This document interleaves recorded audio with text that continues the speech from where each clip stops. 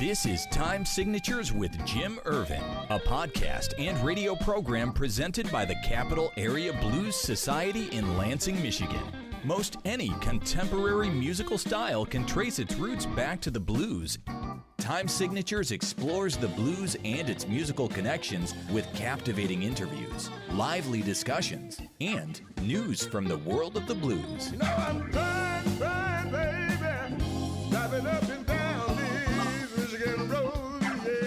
And now, here he is, your host, Jim Ervin. Baby, I'm home. Well, thank you so much, Parker, and welcome to Time Signatures. I am your host, Jim Ervin, and we are pleased to welcome once again Michael Rubin of the band King Falcon on the other end of our line. King Falcon recently released their debut self-titled album, and we are here for part 2 of the conversation. If you'd like to hear part 1, simply go to lccconnect.edu and check out the Time Signatures page. Mike, as I was reading over your information, and I told you we were going to come back to the guitars, okay? I was impressed with the amazing collection that you've got of vintage guitars, one of a kind, most notably a 57 Strat that you state is intertwined with your personal history, connecting you to your grandfather's past and the melodies of Italy. Try to say that 5 times quickly. Now, you got my interest piqued. Tell me the story. I got to hear it. Okay, so the story of this guitar goes back to the first gig that I ever played with James. This was still with the Canaries. We were very young, and it was in the parking lot of a church, which is the only gig that we could get. And we were not the right fit at all because we're doing like Black Sabbath covers and like Floyd Sure. and like not churchly music at all. But whatever, they gave us a gig, and it was kind of just a bunch of old Italian people there that were just happy that something was going on and there was free food because it was the church, you know. Mm-hmm. Anyway, after we finished the set, this old guy comes up to me, and he's an old Italian guy, and his name was Filippo, and he's got a thick Italian accent, you know, like this, like he's off the boat. And he asked me, he's like, hey, I've got this really cool old guitar. Maybe you want to come see it. Let me know. So I said, okay. So the next day I go over to his house with my mom, right? We go together. I'm a kid, so like I have to bring my mom with me, obviously. We go into his house and he opens up the case and I see this beautiful, it's a 1957 Strat. It's been refinished, but it has the most flamey maple neck I have ever seen in my life. I mean, it just looks like the ocean. It has this beautiful grain, and it's just the word is chatoyance, which is a good word I learned. Okay. That's when you see the wood move kind of in the light as you turn it in your hands. That's what that's called. So it just had this beautiful figurine. I told him obviously I wanted to buy it, and he was like, great. It was a few $1,000s, and I was a kid. I had maybe $400 on me that I got for Christmas, so that wasn't going to happen because I couldn't afford it, and you know, I'm a kid. My mom's not going to spend, I think it was like $4,000 or $5,000 on a guitar. Like, she's not going to spend that on a 12-year-old, and she shouldn't have, which I wouldn't have done that either. So we left, but it never left my mind. I never forgot that guitar because it just felt so right, and it was just such a beautiful guitar.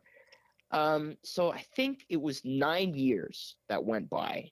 And in those 9 years, I had done a whole bunch of other things, you know, the Canaries. We we had started up King Falcon, but it was kind of still pre-COVID, so it was still the beginning of King Falcon, like the first couple of months.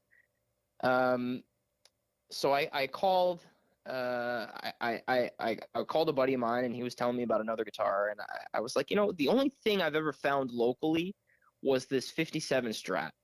I never found any other guitars locally. Like, I found a bunch in the Midwest and a bunch in California, but not locally in New York because it's such a saturated market. I was like, let me call this old guy from 10 years ago, and let me see if, number one, if he's still alive, because he was like 80 something years old, and number Sure. two, if he has this guitar. So I called him, and he didn't answer. So it is what it is. Let a couple weeks go by, you know, a couple months go by, some stuff happens, and there's like, you know, we got COVID, and time passes. So I decided to call him again. Finally, he answers the phone after time goes by. And I wasn't expecting him to answer the phone because why would I? And I said, hey, I don't know if you remember me, but I met you about 10 years ago and you wanted to sell me a guitar. And he was like, yeah, I do remember you. I still have that guitar. So I was Wow. shocked because there's no way that he still had it after all this time. Yeah, no So I kidding. went to his house and I spent, I don't know, 3 hours with the guy. And he was just telling me all about how he used to be in a polka band in Italy, and he used to play with this guitar, and he gave me a CD, which was cool, and it's all in Italian, and Wow. and he told me that he had a friend of his who was a guild employee refinish the guitar sometime in like 1985, 1986, and just like all the history, even though it was a modified guitar, all the history was documented. And I was obviously older, and I had a little bit more money, so I finally was able to pay him what it was worth. And I left, and I went home. A couple weeks go by, and my grandfather comes over, and he sees the guitar hanging up on my wall, and he goes, "Wait a second, I know that guitar." He goes, "How do you know Filippo?" And I am shocked. I have no idea that he knows Filippo. I like just this totally out of nowhere. There's no reason he should know him. And I was like, "How do you know him?" So he goes, "Filippo and I used to be in a band in Italy in around 1966, Holy 1967. cow. And that was the guitar that he used to play." Oh, And I'm man. like, "Are you kidding me?" So I fell in love with this guitar. I went through a little bit of a restoration process with it. I had to rewind the neck pickup, and I had to get some proper bits and pieces for it. Finally, I got the guitar in shape, and we're gearing up to play our first King Falcon show.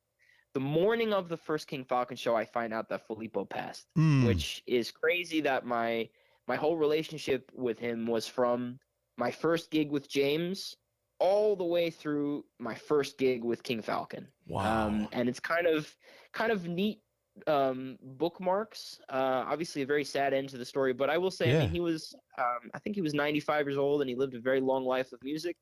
And if there's any way to go, that's how I'd want to go. So Yeah, but what a cool story. I mean, in knowing, you say a sad end, but of course, he did live a full life. And I think even more than that, I mean, that guitar was destined to be in your hands, wasn't it? yeah, I will say I did have a tough time at that first show. The first King Falcon show was not very good because I found the news out Yeah. just a couple hours before we went on. And I told myself, I'm like, man, this is going to be such a good show because I'm going to play it in his honor, And then I went out there, and I just felt so bad. And, the very first King Falcon show actually wasn't that good. Wow. It was tough, It was a tough thing to just get over. Yeah. So, because I kind of had considered him a friend at that point. But well, absolutely. I mean, and again, to think that he had that guitar for all those years, you get it, and a couple of weeks later, he's gone. I mean, it was meant to be. There's no question. But Mike, I have to ask you, when you're not singing, playing, and songwriting, I know this is your life, man, but what do you do to relax and have fun? Have you got any fun hobbies? Sure. So I don't know if I would call it relaxing, but I'm a big car guy. And anybody who is a car guy and works on cars would not call it relaxing. Right. It's actually the biggest pain that you could possibly imagine. Like just today, I spent the last week getting my car in shape for the weekend because it was going to be the last nice weekend. And then we're going to go on this tour, and I was going to be home for a couple of days. Friday morning, I go out and pop a tire, and I can't get a tire until this morning. So finally, after the whole weekend's gone, I go and I get my new tires on, and I find out that two of my wheels are bent. So, I've just got it parked in the driveway, and I don't even want to look at it right now. But my car is another sentimental thing as well. So I was born in the year 1999. Okay. And in 1999, my dad, fresh with a newborn, thought it was a great idea to go out and buy a Mustang. Right? Normally, when you have a kid, you go out and you buy a minivan and Sure. whatever. No, he's like, I had a kid, buying a Mustang. That's it. So I've got pictures of me in this car when I was a little baby.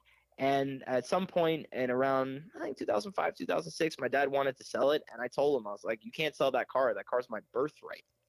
So now I'm saddled with it and all of its issues because I asked for it as a kid. But I love it because that's the kind of thing that you can't buy with money. It's a fact. You can't buy a Polaroid of yourself in a car when you're a little kid so that one day you can pass it on to your kid and say, hey, this was me when I was your age in the car. You can't buy that no matter how much money you spend on a fancy car. So even though there are faster cars and there are cooler cars, I do like the car that I have, and it's the sentimentality, even though it's constantly a pain and it's always broken, no matter what I do. But that's the nature of old cars. Yeah, absolutely.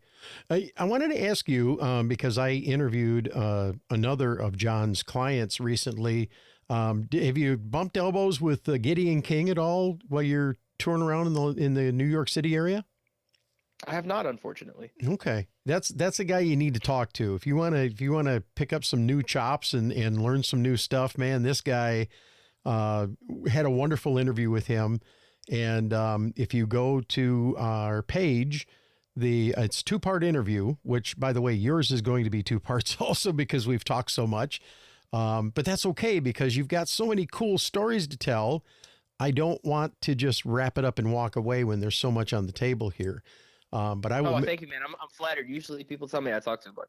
No. 90% of the time when I get on and I do an interview, especially with a younger guy, I'm thinking, God, I hope he talks. And that was my thought going into this. And you've just blown me right out of my chair, and I'm enjoying every minute of it. Well, you've given me some easy topics. I mean, it's very easy for me to talk about myself, Sure. guitars, and now cars. I mean, that's my comfort zone, baby. Yeah. I want to flip the page, though, and have you talk about the process of working on your CD. You got paired up with producer Marshall Altman and a 12-time Grammy-nominated Mark Needham, who worked with, among others, Fleetwood Mac, who, by the way, if you didn't know, started off in the blues. But he did your mixing for the album, and I'd like you to talk just a little bit about that experience. Well, now you've opened up the Peter Green era. Come on, baby. So we got to address that a little bit. Bring it. I mean, that for me, I listen. I like Stevie Nicks and Christy McVie and all that stuff, but the Peter Green stuff, like Green Manalishi, like Oh Well, like Black Magic Woman, like all that stuff was way cooler than later Fleetwood Mac, and it's just amazing to me how they're 2 completely separate bands. Yeah. And all they do is, they share a drummer and I guess the bass player. Yep. But they're completely separate identities. And most people who are Fleetwood Mac fans have no awareness of the Peter Green era. You're talking about one right now. Seriously. I had no clue. And a friend of mine came back and he gave me a CD to listen to. And he says, give this a listen. And I went, it's Fleetwood Mac, but I don't recognize it. It's just guys. There's no girls. And it's like, he said, just go listen to it. And before it was all done, I bought that CD. There was a 3 CD set called, I think, Before the Beginning. Wow. I can't believe now, that they... Have you got into Peter Green's solo stuff as well? It's also pretty solid. I have not yet, but I'm working on it. And that was the other part of the story that he told me I needed to look into, is some of Peter Green's solo work. Oh, especially as a blues man. I mean, he's one of the OGs. Mm-hmm. That's a fact. Now, well, anyway, so go ahead. We can go down that rabbit hole for sure. But I mean, to answer your original question, so one thing that we wanted to do with this record is we wanted to really explore kind of different sounds and different ways that we can interpret King Falcon. So, because this is our first record. I mean, this is our introduction to the world. So before we started writing this, all we had was Shake, Shake, Shake and When the Party's Over. And those are 2 very different songs. And I think they sound like King Falcon for sure. But, if you hear the record is kind of completely different from those 2. So I think with those 2, we were trying to take guesses as to what we thought King Falcon should sound like. And over the course of writing 50 more songs, we found 11 of the 50 that we all sat in a room and thought, that's what King Falcon should sound like. And that's kind of what we did for this record. So the other 39 songs some of them are kind of King Falcon-y, just maybe not as good.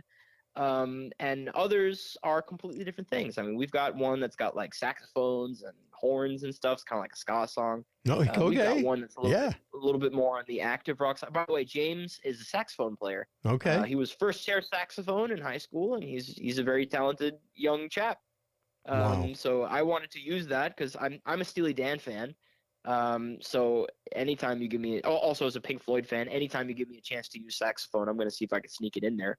But the saxophone sound is a little bit older than I think we were going for. Like, we wanted King Falcon to sound obviously young and hip because we're young dudes. You know what I mean? Right. Even though I listen to old guy music, and that's maybe my knee-jerk reaction is to write stuff that sounds very classic. With the genre that we're trying to be in, we have to keep it very modern and we have to keep it very fresh. And I think one thing that we wanted to do on this record is really have it be melody driven, have it be hook driven, and just kind of have moments of taking a diversion and kind of into the musicianship. So you'll notice, I mean, the solos on this record, I think a lot of them are they're very modal, and it's not just straight pentatonic stuff, but they're not 3-minute long solos. I mean, I'm not like getting lost in guitar land. Sure. Now, when we do the stuff live, we kind of do that a little bit more. So, I mean, Set Me Free on the record is 2 minutes and 50 seconds. Live, it's 6.5 minutes. I mean, we just cook on that song. So that's one cool thing that we're able to do. But again, our first introduction into the world, our first record, we wanted to make sure that we had the basics and the fundamentals down, the songwriting, the melody, the hooks. And we're already cooking up the second record, and I think the second record is going to be the one that we take even more risks on, which I'm excited about. Nice. Now, Mike, where do you see King Falcon in 5 years, and what determines success for this band in your mind? If we get a nicer van, I would be stoked. That's really the biggest thing. But no. I mean, we're looking at doing some festivals next year, which is going to be great. Nice. Which we haven't been able to do for some time, and this will be our first year as King Falcon doing festivals.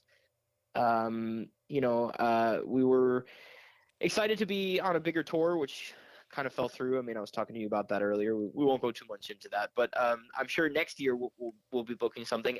And next year I'd love to go to Europe. So we're looking at maybe going to Amsterdam because that's where the label is. Maybe going to England because they're very big on rock and roll. So I know your original question was 5 years. 5 years from now, I'd love to be, literally I'd love to have a bigger van because the size of your van determines how well you're doing. Because whenever you're at a festival and you see the guys come in and they got the big buses with the blacked out windows, yep. They're doing all right. And we're not there yet. We got a Sprinter, and I bought it used, so that's why it's always broken. But when we get there, I'll know that we got there. There you go.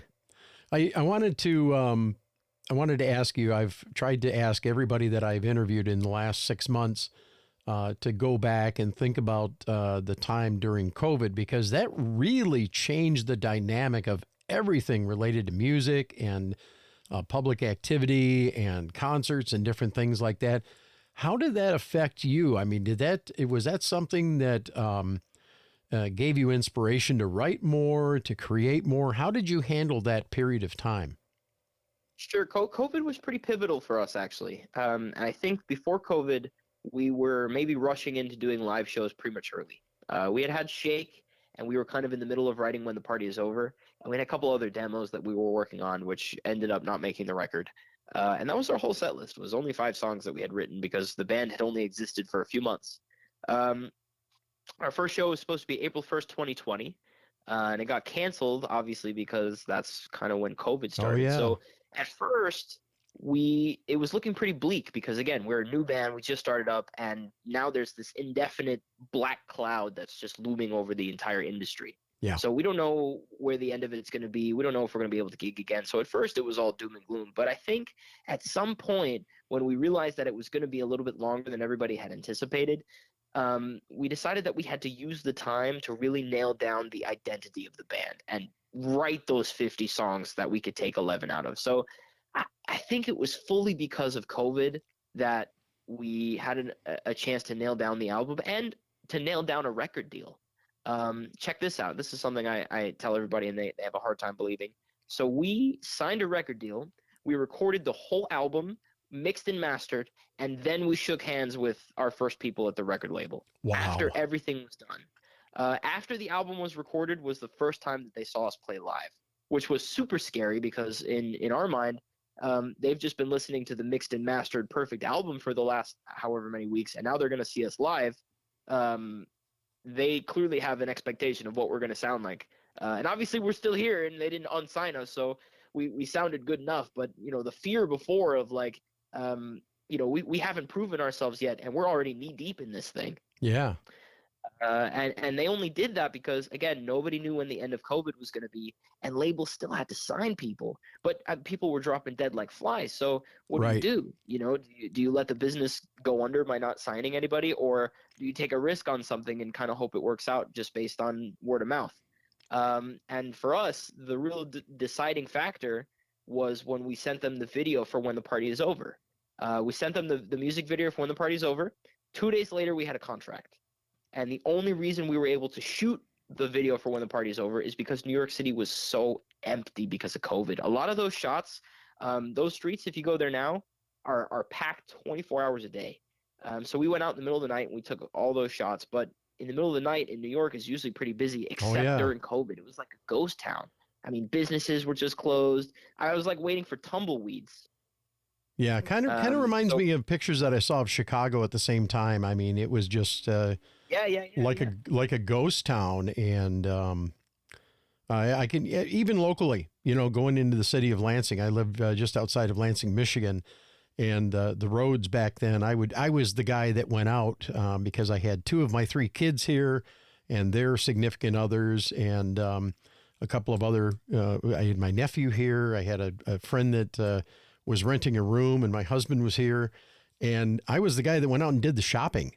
And boy, when I go into the grocery store and there's just a handful of people. Yeah, you're like a soldier going out into the war zone. Yeah, it was a really, really weird feeling. But Mike, we're getting close to the end here, and I've got to ask you another question. One more, if you can. It's probably going to be the toughest of the lot. But if you could open for one band, past or present, who would it be and why? Wow, yeah, I don't know if I was prepared for that question. That's a tough one. I might have to think of both. Okay. It might have to be one past and one present. And it's tough because I have to make a decision between what I think King Falcon would fit best with and who personally I would just want to see. Sure. Those are kind of different. Like for me personally, I would want to see Diana Ross. Okay. But that's not, that we would be a horrible opener for King Falcon. People would just boo us. It would be terrible. But I would love to say that I played with Diana Ross. It would be awesome. Right. I don't know, man. I think a modern band would have to be somebody like Tame Impala, because I think our sounds are a little bit different. But Tame Impala was just such a huge influence on me, kind of all throughout Kevin Parker's career, even with Pond. But particularly the Currents album. And I know I'm like the 8 millionth person to say it, but it was just the first modern album that I've heard, which was perfect cover to cover. So I think he would be a guy I'd love to open for. Also, I think Radiohead would be cool. Mm-hmm. And I don't know, a classic band. As long as it's not U2, I'm okay. Any other band. Okay. As long as it's not U2. Any other band. Right. Michael, as we wrap up here, I have to ask you and give you an opportunity to put your shingle out there. Where can we find out more about your band, buy some merch, maybe even book your band for a gig? Sure. So we've got all the regular social media. So Instagram, we've got a Facebook, we've got a TikTok, we've got, all the Twitter. We've got all that stuff. You can follow us on anything. If you want to buy some merch, which would be great, you can get it on our website, kingfalconband.com. We just got a whole bunch of very fresh new t-shirts. And the cool thing about reaching out to us, especially if you do it on our Instagram, you'll reach out to one of the guys in the band directly. So if somebody texts you back on the King Falcon Instagram, it's probably me, James, or Tom. Nice. Well, listen, this wraps up this edition of Time Signatures with Jim Ervin. Many thanks to our guest, Mike Rubin, and most of all to you, our listener. As we bring this episode to a close, please remember that our goal is to keep the blues alive, but preserving the history of the blues one story at a time is our mission. We'll see you soon right here on Time Signatures. This has been Time Signatures with Jim Ervin, presented by the Capital Area Blues Society in Lansing, Michigan. For more information on cabs, visit capitalareablues.org. You can find this episode and past episodes at lcconnect.org. The Time Signatures theme song, Michigan Roads, is used by permission and was written by Root Doctor, featuring Freddie Cunningham. I'm trying, baby, driving up and down these Michigan roads, yeah. Until next time, keep on keeping the blues alive.